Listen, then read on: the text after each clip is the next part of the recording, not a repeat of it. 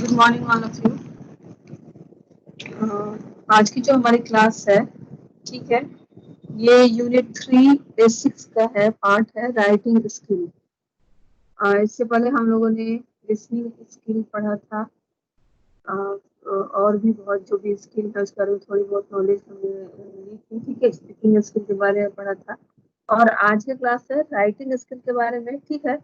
तो उसमें जैसा कि कल आपको जानकारी मिली थी कि जो राइटिंग होता है वो कंट्रोल्ड एंड गाइडेड राइटिंग, दो तरह की राइटिंग होती है। जब भी आप कुछ लिखते हैं, कल आपने जो पढ़ा था राइटिंग एज ए प्रोसेस, ठीक है, वो एक था किसका, कंट्रोल एंड गाइडेड राइटिंग का एग्जाम्पल था। तो दो तरह की राइटिंग आपने पढ़ी थी, कंट्रोल्ड एंड गाइडेड राइटिंग और फ्री राइटिंग। तो कंट्रोल राइटिंग में आपने पढ़ा था कि कंट्रोल राइटिंग वैसी राइटिंग है, कंट्रोल राइटिंग वैसी राइटिंग होती है जिसमें आपको लिखने के लिए ऑलरेडी गाइडेंस मिला होता है, आप कहीं ना कहीं कंट्रोल होते हैं और आप अपने फीलिंग को, अपने एक्सप्रेशंस को आप एज इट इज कॉपी पर नहीं उतार सकते। लेकिन जो फ्री राइटिंग होती है, you are free to express your emotions, your feeling on the page the way as you like. आप ठीक उसी वे में, जिस वे में आप पसंद कर रहे हैं, उसको आप कागज पे उतार सकते हैं। तो दो तरह की राइटिंग। तो आज का जो हमारा क्लास है वो हम कुछ एग्जांपल्स पढ़ेंगे कंट्रोल एंड गाइडेड राइटिंग की, और कुछ पढ़ेंगे फ्री राइटिंग की, ठीक है। तो जैसे फ्री राइटिंग में आप कोई फॉर्मेट नहीं होता है, आप खुद ब खुद अपने एक्सप्रेशन को अपने वे में लिख सकते हैं। तो उसके एग्जांपल्स होते हैं डायरीज, ईमेल्स और एसएमएस। और जो कंट्रोल एंड गाइडेड राइटिंग का एग्जांपल होता है, कंट्रोल एंड गाइडेड राइटिंग का एग्जांपल होता है नोटिस हुआ, पोस्टर्स हुआ, फिर आपका लेटर्स हुआ, ठीक है, चाहे वो एप्लीकेशन लेटर हो या फिर इनफॉर्मल लेटर हो। तो ये सारी चीजें आपके गाइडेड एंड कंट्रोल राइटिंग में आती है, ठीक है। तो फर्स्ट ऑफ ऑल हम चलते हैं नोटिस पे। एक्चुअल में नोटिस क्या होता है, उसको कैसे लिखते हैं, उसकी फॉर्मेट क्या है, आपको जो भी इसमें पढ़ना है। तो जैसे नोटिसेज पढ़ने हैं, ईमेल पढ़ने हैं, डायरीज पढ़ने हैं, ये सब आपको ये नहीं पूछा जाएगा कि ये नोटिस क्या होता है, ठीक है।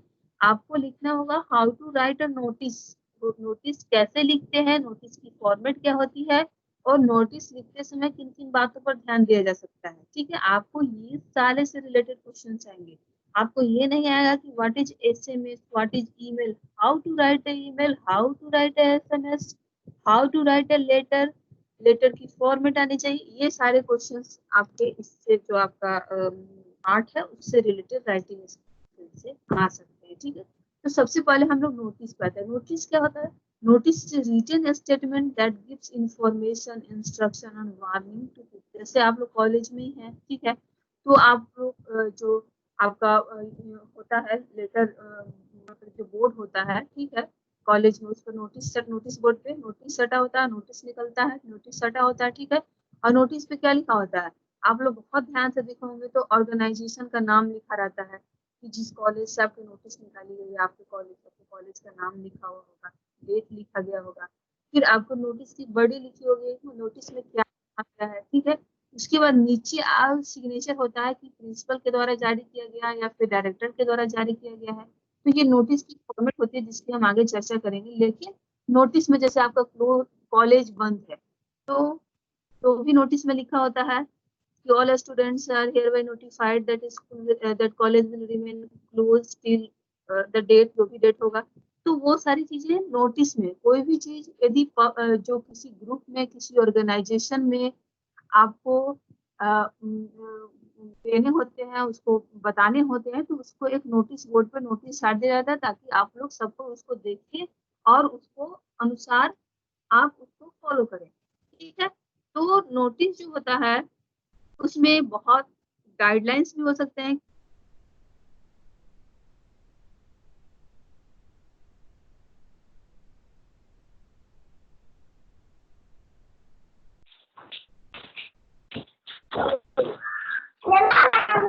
नोटिस के जरिए कोई भी एक ऑर्गेनाइजेशन को बताता है, ठीक है। तो notice is written statement that gives information, instruction और warning to people. Notice जो होता है वो एक written statement होता है, लिखित तौर पे statement जो दिया जाता है वैसा होता है जो कि देता है या तो सूचना देता है या फिर इंस्ट्रक्शन देता है और हमें निर्देश देता है कि हमें कोई चीज कैसे करना है और या फिर वार्निंग दिया जाता है, जैसे कि डोंट स्मोक, ठीक है। इस तरह की वार्निंग आप हर जगह नोटिस, बहुत जगह नोटिस देखने को मिलता है। तो ये सारी चीजें आपके नोटिस के थ्रू आपको सर्कुलेट की जाती है, ठीक है।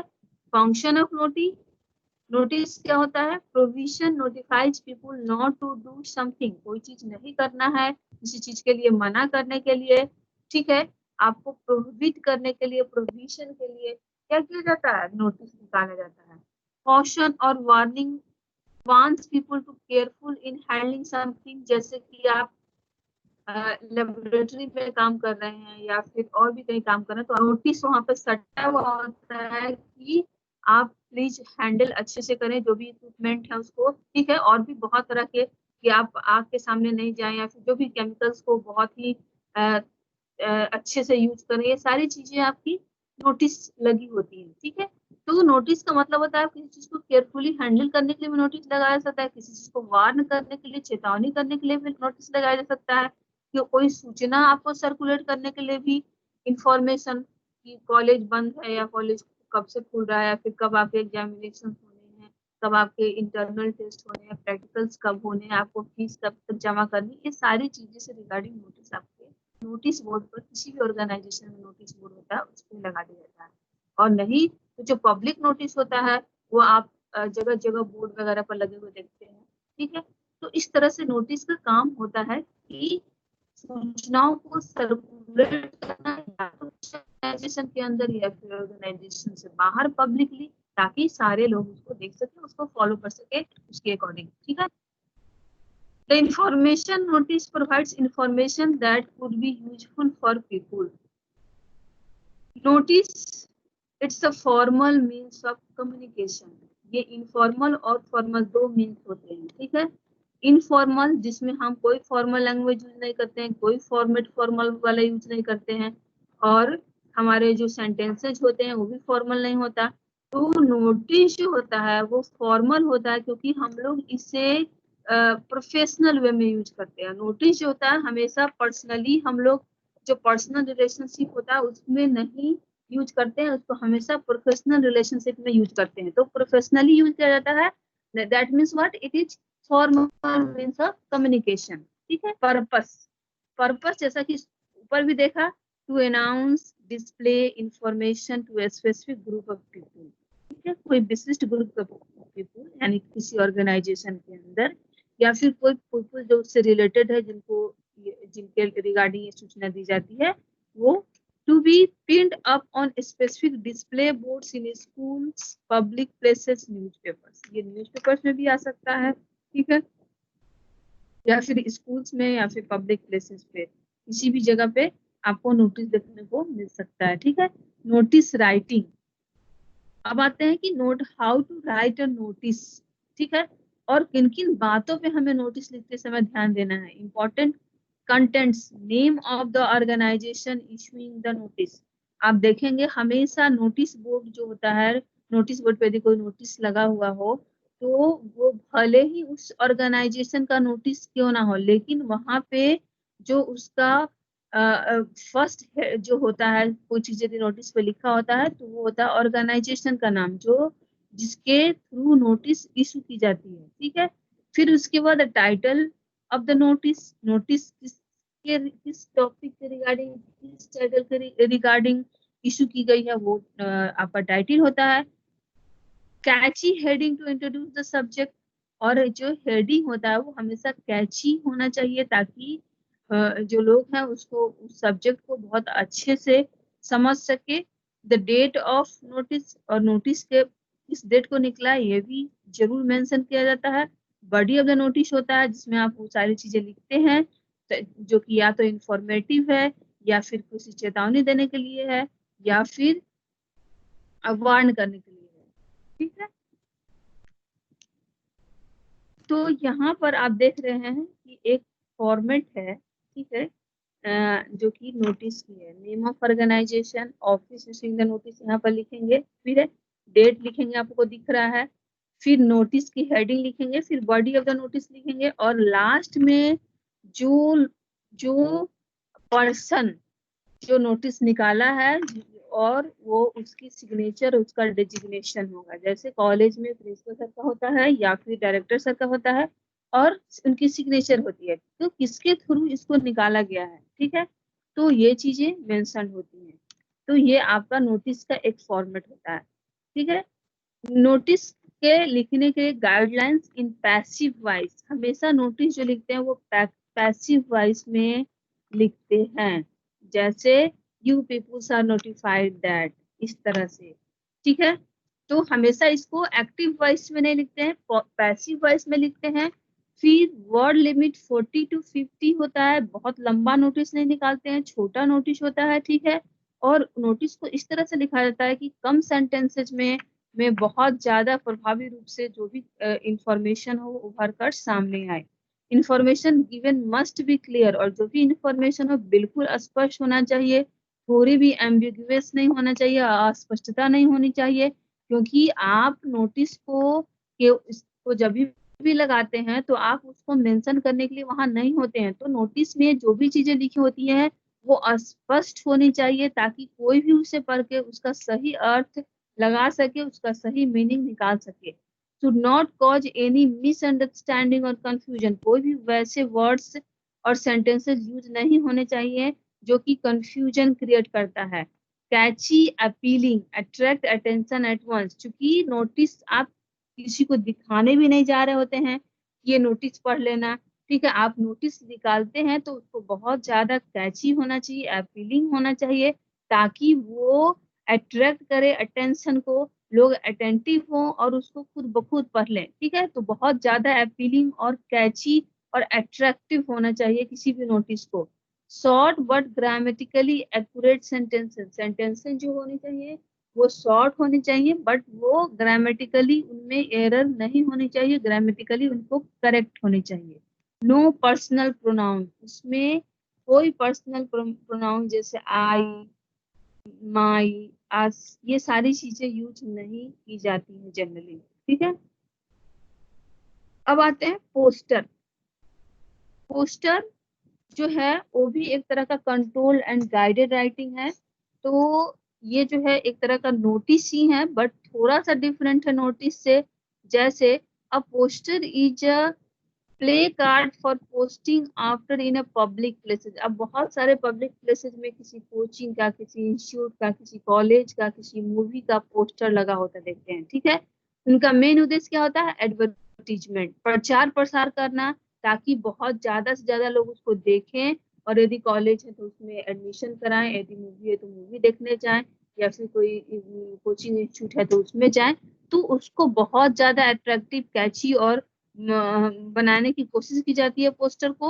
और पोस्टर जब आप देखते होंगे तो उसमें बहुत सारे फिगर्स भी होते हैं, बहुत सारे स्लोगन्स होते हैं, बहुत सारे अपने जिस यदि किसी कॉलेज का या कोचिंग के एडवर्टाइजमेंट करना कि क्या क्या फैसिलिटीज हैं, ये सारे चीजें मेंशन होती है पोस्टर पे, ठीक है। तो पोस्टर बनाए ही जाते हैं ताकि वो आपको अपनी तरह अट्रैक्ट करे, ना कि केवल पोस्टर के देखने की तरफ, बल्कि आप पोस्टर में जो कंटेंट है उसके लिए अटेंटिवनेस और अट्रैक्टिवनेस तैयार करे, ठीक है, क्रिएट करे। A poster is a play card for posting after in a public place. Usually it is large printed notice with picture and implies a message or an idea. ये large होता है, बड़ा होता है ताकि अट्रैक्टिव हो, और प्रिंटेड होता है, हैंड रिटन नहीं होता है, प्रिंटेड होता है, और उसमें पिक्चर्स लगे होते हैं, और और साथ में एक मैसेज भी होता है, एक या मैसेज कलेक्टिवली से एक मैसेज होता है जो जिस चीज के लिए उसे बनाया जाता है। Poster is usually a large printed placard bill or announcement often illustrated that is posted to advertise or publicize something। इसका काम ही होता है कि पब्लिसिटी करना और एडवर्टाइजमेंट करना किसी भी चीज का, चाहे वो कोई इंस्टीट्यूट हो तब, चाहे वो कोई थीम हो तब, चाहे वो कोई प्लेस हो तब, चाहे कोई प्रोसेस हो तब। The public helps People understand easily while the large notice helps people to read easily. इसमें क्या होता है, पिक्चर जो होता है, पिक्चर देख के पीपुल बहुत आसानी से अंडरस्टैंड कर पाते हैं बिना पढ़े ही किसी चीज को, और लार्ज होता है ताकि वो आसानी से पीपुल को अट्रैक्ट कर सके। तो पोस्टर की क्वालिटी ही होती है कि उसमें पिक्चर्स होने चाहिए और साइज जो होना चाहिए वो लार्ज होना चाहिए। Poster can be considered as a good poster if the message implied in it can be shown immediately. और मैसेज को बहुत ज्यादा जल्दी से अंडरस्टैंड किया जा सकता है, दिखाया जा सकता है, तो वैसे पोस्टर को हम गुड पोस्टर कहते हैं। ठीक है। The purpose of the poster are commercial announcement, propaganda and slogan. यही है कि जैसे कि अब नेता लोग भी अपने पार्टी का प्रचार प्रसार करने के लिए पोस्टर लगाते हैं। ठीक है। किसी चीज को सूचना देने के लिए भी हम पोस्टर लगाते हैं। ठीक है। तो बहुत सारी एक्टिविटी होती है। किसी चीज के लिए अवेयरनेस लाने के लिए ही पोस्टर लगाते हैं, जैसे प्लांटेशन के लिए अवेयरनेस लगाना है, डोरी सिस्टम के विरोध के लिए अवेयरनेस लाना है, तो ये सारे चीज के लिए हम पोस्टर्स लगाते हैं। उसको ढेर सारे स्लोगन्स लिखते हैं, पिक्चर्स बनाते हैं जो अट्रैक्टिव होते हैं, अपीलिंग होते हैं, अटेंटिव होते हैं। गाइडलाइंस, यूज ब्रीफ एंड अब है how to create a poster, इसके गाइडलाइंस है। Use brief and clear sentences, sentences should be clear and brief enough to the extent of understandable to every people. तो कोई भी people देख के समझ सकते हैं, उस extent तक उसको क्लियर होनी चाहिए। Use simple, direct and understandable words, जो भी वर्ड्स होने चाहिए उसको, उसमें एम्बिगुइटी नहीं होनी चाहिए, उसमें अस्पष्टता नहीं होनी चाहिए, उसको क्वाइट एप्रोप्रिएट होना चाहिए और अंडरस्टैंडेबल होना चाहिए। The sentences must contain appropriate message, और जो भी उससे मैसेज निकल के आ रहा है उसको appropriate होना चाहिए। Use picture to support the message, और मैसेज को सपोर्ट करने के लिए हम लोग पिक्चर का यूज करते हैं। तो पोस्टर जो है वो आप लोग ने नई चीज नहीं है, हर जगह, हर गली, हर एक नुक्कड़ पे आपको पोस्टर मिलेगा। आप उसको बहुत आसानी से देख सकते हैं और देख के बाद अनुमान लगाएंगे कि उसकी साइज बड़ी होती है, उसमें पिक्चर्स होते हैं, उसमें स्लोगन्स होते हैं, उसमें एडवर्टाइजमेंट होता है। तो इस तरह से पोस्टर्स बनाए जाते हैं। अब एसएमएस, एसएमएस क्या होता है? ये आपका एक जो है वो फ्री राइटिंग का एग्जांपल है। आपको कोई बाउंडेशन नहीं है कि आपको क्या लिखना है, कब लिखना है, या फिर उसकी कोई फॉर्मेट भी नहीं है। आपको जो भी मन आए आप एसएमएस लिखते हैं। एसएमएस को हम लोग उसका एब्रिविएशन है शॉर्ट मैसेज सर्विसेज, तो शॉर्ट में हम लोग एसएमएस बोलते हैं। ठीक है। Short message services is a text messaging services, इसमें हम लोग केवल टेक्स्ट मैसेज करते हैं। ठीक है। इसमें ऑडियो या वीडियो हम लोग मैसेज नहीं कर सकते। कंपोनेंट ऑफ फोन्स, वेब और mobile communication system, it uses standardised communication protocol to allow fixed line or mobile phone devices to exchange short text messages. Messages बहुत लंबे नहीं होते हैं, शॉर्ट होते हैं, और इसको हम लोग शॉर्ट मैसेज सर्विस इसलिए कहते हैं कि हम लोग छोटे छोटे मैसेज भेज सकते हैं एसएमएस के द्वारा। ठीक है। तो ये आपका एक हुआ एसएमएस के बारे में।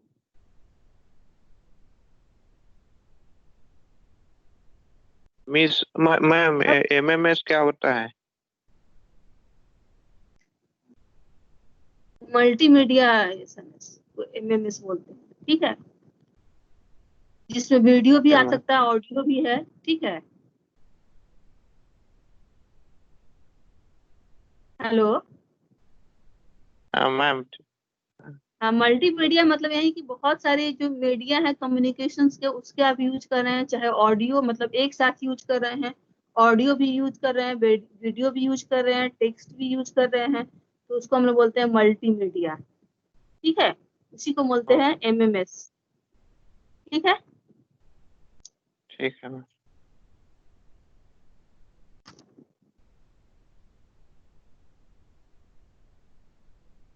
अब आगे है, हम लोग कहाँ थे? लेटर पे। अब जो मोस्ट इम्पोर्टेंट इसका जो क्वेश्चन है उसमें है कि लेटर राइटिंग पे। ठीक है। कि लेटर राइटिंग कितने तरह के होते हैं, कितने तरह के लेटर होते हैं और हम लेटर कैसे राइट करते हैं।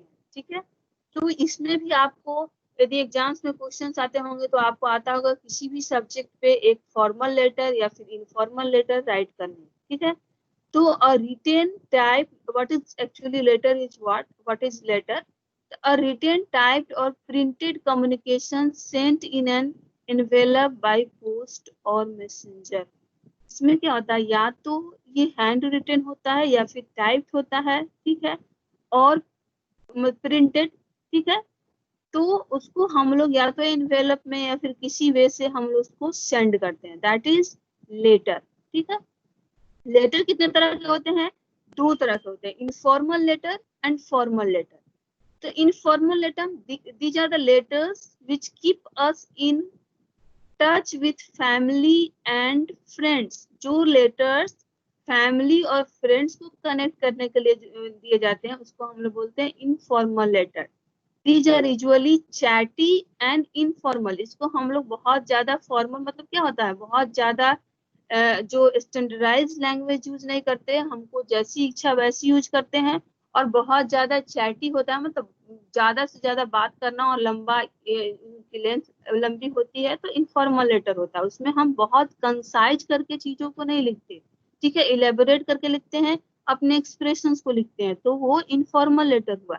जैसे कि आप अपने फ्रेंड को कोई लेटर लिख रहे हैं किसी चीज के रिगार्डिंग, अपने मदर्स को लिख रहे हैं, अपने फादर को लिख रहे हैं, अपने भाई को लिख रहे हैं, तो वो सारे जो रिलेटिव में या फैमिली मेंबर में लिखे जाते हैं या फिर फ्रेंड्स के बीच लिखे जाते हैं लेटर कम्युनिकेशन के लिए, वो इनफॉर्मल लेटर्स होते हैं। ठीक है, when we want to communicate something that is difficult to say face to face।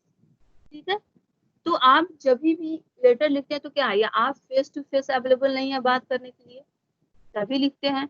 और बहुत बार क्या होता है कि लेटर हम लोग फेस टू फेस अवेलेबल हो भी, फिर भी हम लोग लेटर लिखते हैं, क्योंकि हम लोग फेस टू फेस उन बातों को नहीं कर सकते उतने एलेबोरेटिव वे में, उतने एक्सप्रेसिव वे में जितना लेटर के द्वारा कर सकते हैं। कई बार कई बातों को आप यदि बोलकर किसी को नहीं समझा सकते, उसमें इमोशन पुट अप नहीं कर सकते, उतना आप लेटर लिख के, लेटर के थ्रू वो चीजें कर सकते हैं। तो वो ये आपका हुआ इनफॉर्मल लेटर। फॉर्मल लेटर क्या होता है, formal letters are letters to people whom we don't know on personal level।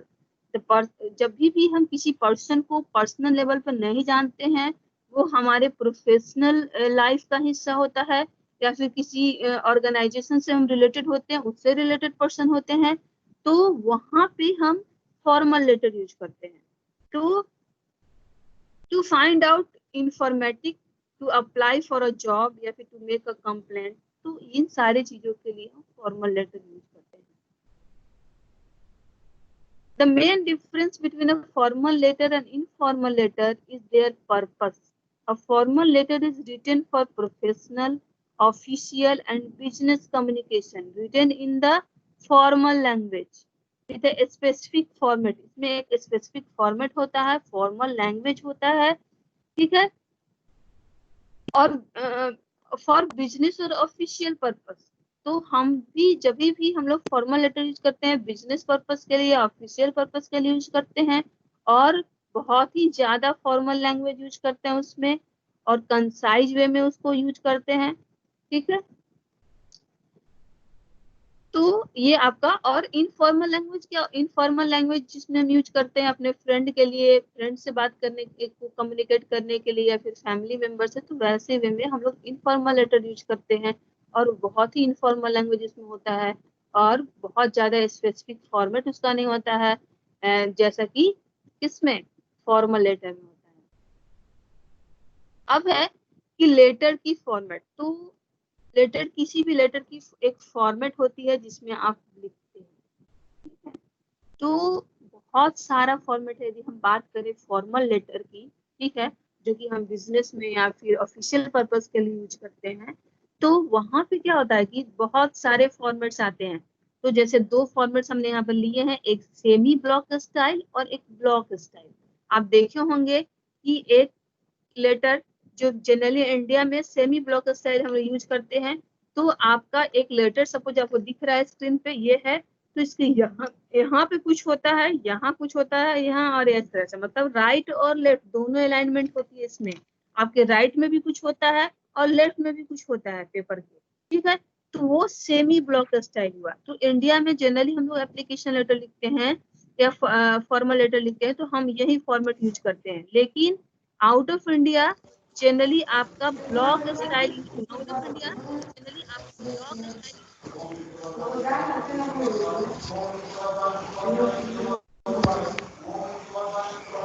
आवाज कैसे, हेलो, अनम्यूटेड है, प्लीज म्यूट होइए, आवाज ये हो रहा है, ठीक है। फिर है ब्लॉक स्टाइल।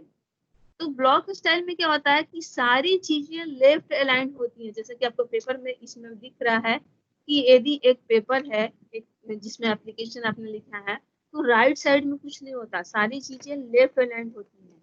और यहाँ भी एक आप देख रहे हैं फॉर्मेट, यहाँ पे क्या है, कुछ चीजें राइट अलाइंड है और कुछ लेफ्ट अलाइंड है, कुछ बाएं साइड में है, कुछ दाएं साइड में है, और इसमें क्या है, केवल बाएं साइड में है। तो ये ब्लॉक स्टाइल होता है, जो कि जनरली मतलब बाहर ऐसे ही स्टाइल में यूज किया जाता है, वो एक बिल्कुल नया है, ये मॉडर्न स्टाइल है ब्लॉक स्टाइल, ठीक है। और ये है सेमी ब्लॉक स्टाइल। तो जब भी आप एप्लीकेशन लेटर लिखते हैं तो यहाँ पे आपकी जो हेडिंग होती है उसको हम लोग बोलते हैं हेडिंग, जैसे कि आपको दिख रहा है स्क्रीन पे, ठीक है। तो यहाँ पे लिखा होता है रिटर्न एड्रेस, ठीक है। 2 और 3 लाइन्स में लिखे होते हैं रिटर्न एड्रेस, मतलब कि जो पर्सन एप्लीकेशन लिख रहा हो उसका एड्रेस, ठीक है। तो यहाँ पे सेमी ब्लॉक स्टाइल में राइट साइड में सबसे ऊपर क्या होता है, आपका एड्रेस होता है, यदि आप एप्लीकेशन लिख रहे हैं तो, ठीक है। आपका आप आपका कहाँ से बिलोंग करते हैं उसका 2 या 3 लाइन में वो लेटर होता है, ठीक है। फिर आप इधर आइए, तो लेफ्ट अलाइनमेंट में फर्स्ट होता है आपका इनसाइड एड्रेस, आप जिसको एप्लीकेशन लिख रहे हैं उसका एड्रेस होता है, ठीक है। कि आपका जिस ऑर्गेनाइजेशन को लिख रहे हैं वो ऑर्गेनाइजेशन का नाम, फिर वो कहाँ से बिलोंग करता है, ये सारी चीजें 2 या 3 लाइन में ये भी लिखी जाती है, ठीक है। फिर उसके बाद आप आइए, फिर उसका बहुत बार हम लोग सब्जेक्ट लिखते भी हैं और बहुत बार सब्जेक्ट नहीं भी लिखते हैं। यदि हम लोग सब्जेक्ट नहीं लिखते हैं तो हमारा जो फर्स्ट पैराग्राफ होता है वो इंट्रोडक्शन पैराग्राफ होता है, उसमें हम लोग क्या करते हैं कि इंट्रोड्यूस करते हैं अपने लेटर को बहुत ही हल्के वे में, जो हमारा सब्जेक्ट है उसको बताने की कोशिश करते हैं। और उससे पहले आपको दिख रहा होगा यहाँ पे ये जो होता है ग्रीटिंग्स होता है, जैसे कि डियर सर लिखे या फिर जो भी हुआ, ये ग्रीटिंग्स का है, ठीक है। यहाँ पे हम लोग ग्रीटिंग्स लिखते हैं, फिर फर्स्ट पैराग्राफ देखते हैं जिसमें इंट्रोडक्शन होता है, इंट्रोडक्शन पैराग्राफ होता है ये, और सेकंड में उस चीजों को स्पेसिफाइड करने की कोशिश करते हैं जिससे हम लिख रहे होते हैं, ठीक है। देखिए ग्रीटिंग के बारे में है, always formal usually begins with dear and always include the person last name, ठीक है। नॉर्मली इंक्लूड्स मिसेज, डॉक्टर और others that is always in colon, और जब हमारा एक प्रिंट हो तो यहाँ पर एक कोलन देते हैं, ठीक है, कॉमा देते हैं। फिर उसके बाद लेटर्स का फर्स्ट पैराग्राफ शुरू करते हैं, ठीक है। और पैराग्राफ शुरू करते समय एक लाइन हम छोड़ देते हैं, ठीक है, ऊपर से जो भी हमारा ग्रीटिंग है उसके बाद हम कुछ स्पेस छोड़ के और एक पैराग्राफ बनाते हैं, ठीक है। तो always skip a line between paragraph, skip a line between the greeting and the body। तो ये आपकी ग्रीटिंग हुई और ये आपकी सेल, आपकी जो लेटर है उसकी बॉडी हुई, ठीक है। बॉडी में आप वही पैराग्राफ लिखते हैं, जो चीज आप का सब्जेक्ट है उसके रिगार्डिंग लिखते हैं, स्पेसिफिकेशन करते हैं उसका। और लास्ट में क्या करते हैं, आप क्लोजिंग लिखते हैं। क्लोजिंग जो वर्ड्स होते हैं वो जैसे कि सिंसियर, योर सिंसियरली, ये सब लिखते हैं आप, फेथफुली, ठीक है, विथ बेस्ट विशेज, ये सारी चीजें। और उसके बाद अपना सिग्नेचर, तो क्लोजिंग लिखते हैं उसके बाद सिग्नेचर लिखते हैं। और क्लोजिंग जो है हमेशा कैपिटल लेटर से शुरू होता है और कॉमा के साथ एंड होता है। क्लोजिंग जो भी हम वर्ड्स यूज करेंगे वो क्या होगा, कैपिटल लेटर से यूज होगा। सेम चीजें ऐसे ही हम लिखते हैं क्या, ब्लॉक स्टाइल में जब लिखते हैं तो हम राइट साइड में कुछ नहीं लिखते, केवल लेफ्ट साइड में लिखते हैं। तो वहाँ पे हेडिंग लिखते हैं जिसमें हम अपना एड्रेस लिखते हैं जो एप्लीकेशन लिख रहा होता है, ठीक है। उसके बाद इनसाइड एड्रेस लिखते हैं जहाँ में जिनको हम एप्लीकेशन लिख रहे हैं उनके बाद उनका एड्रेस लिखते हैं। फिर ग्रीटिंग लिखते हैं, फिर बॉडी होती है, फिर उसके बाद हमारा क्लोजिंग होता है और फिर सिग्नेचर होता है। तो सारी चीजें लेफ्ट अलाइन होती हैं ब्लॉक स्टाइल में, ठीक है। तो फॉर्मल लेटर जितने भी होते हैं वो टाइप होते हैं, ठीक है। जनरली हम लोग बहुत कम हैंड रिटन लेटर यूज करते हैं फॉर्मल लेटर के लिए। फॉर्मल लेटर को ज्यादा से ज्यादा ये कोशिश करना चाहिए कि उसको हम टाइप वे में यूज करें। और जो इनफॉर्मल लेटर है उसको ईमेल या फिर हैंड रिटन फॉर्म में यूज करते हैं। अब है कम्प्लीमेंट्री क्लोज। यहाँ पे हम कम्प्लीमेंट्री क्लोज की बात कर रहे थे, ठीक है, वहां क्लोजिंग की।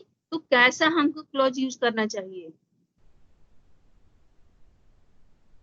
अ कम्प्लीमेंट्री क्लॉज इंस your later on a good note, मतलब आप जो भी लेटर लिखते हैं उसको एक गुड नोट पे एंड कर। जैसे हम लोग लिखे sincerely yours, kindest regards, best wishes, ये सारी चीजें क्या होता है, कम्प्लीमेंट्री क्लॉज है।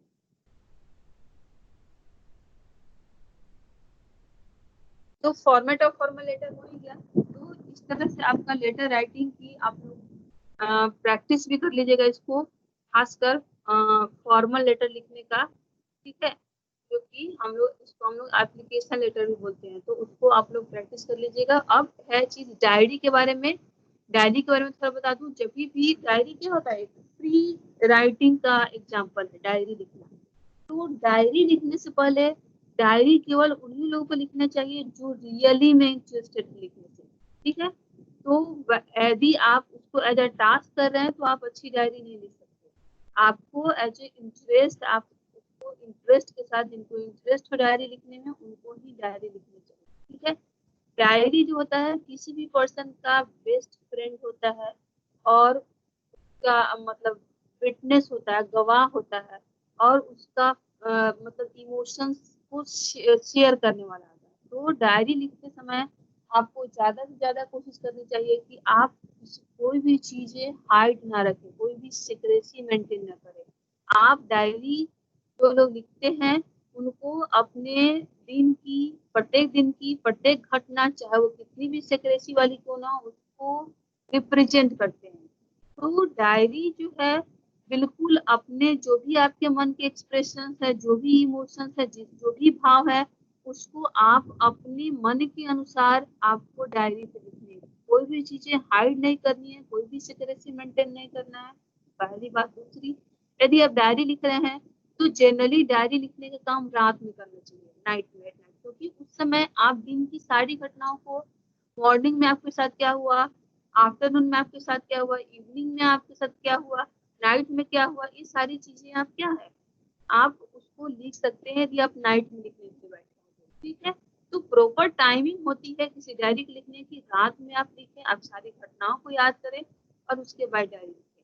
फिर डायरी लिखते हैं तो आपको डेट जरूर मेंशन करना चाहिए कि आप किस डेट के बारे में बात कर रहे हैं, पहली बात। दूसरी, आप जब भी डायरी लिख रहे हो तो वैसे स्ट्रेंजर्स या फिर वैसे पर्सन जिससे आपका बहुत ज्यादा इंटरेक्शन नहीं है और जो चीजें आपके लाइफ के लिए वैल्यू नहीं करती, उसको आप डायरी में ना लिखें, ठीक है। तो डायरी क्योंकि फ्री राइटिंग का एग्जाम्पल है, तो आप अपने अनुसार अपनी मन के जो आपके भावनाएं हैं उसको आप एज इट इज डायरी पे उतारते हैं, ठीक है। तो इस तरह से डायरी जो है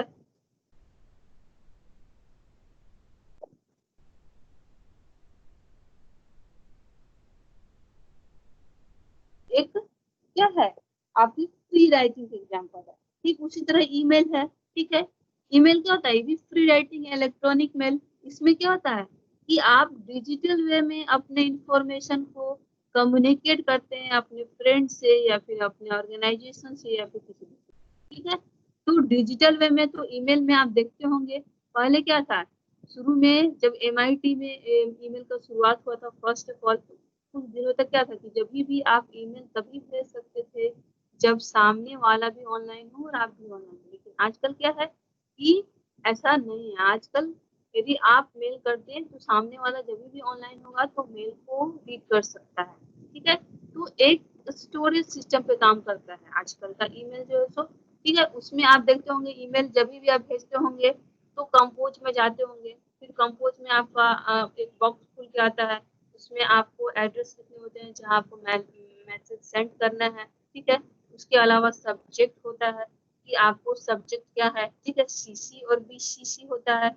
सीसी मतलब क्या होता है, कार्बन कॉपी, मतलब आप सेम मेल को दूसरे लोगों के पास भेजना चाहते हैं उसकी कार्बन कॉपी, तो आप बाकी लोगों रिसिपिएंट्स को भी भेज सकते हैं। ठीक है, बीसीसी का मतलब क्या होता है, ब्लाइंड कार्बन कॉपी, मतलब कि आप की कार्बन कॉपी बहुत सारे रिसिपिएंट्स को दे यदि भेज रहे हैं तो आपको वो सारे रिसिपिएंट नहीं दे सकते हैं कि ये कॉपी किससे किसके पास गई है। ठीक है, वो केवल जैसे कि कार्बन कॉपी में तो बीसीसी जो होता है वो जस्ट लाइक कार्बन कॉपी होता है, लेकिन यहाँ पर आप एंड ब्लाइंड होता है। मतलब आप यदि मेरे पास कोई मेल आए बीसीसी के थ्रू तो हम ये नहीं देख पाएंगे कि बाकी और कौन कौन रिसिपिएंट्स है जिनको ये मेल मिला है। ठीक है, लेकिन सीसी में हम सीसी के थ्रू यदि भेजा जाए तो हम ये चीज देख सकते हैं। तो सीसी और बीसीसी का मतलब होता है मेल के रिगार्डिंग।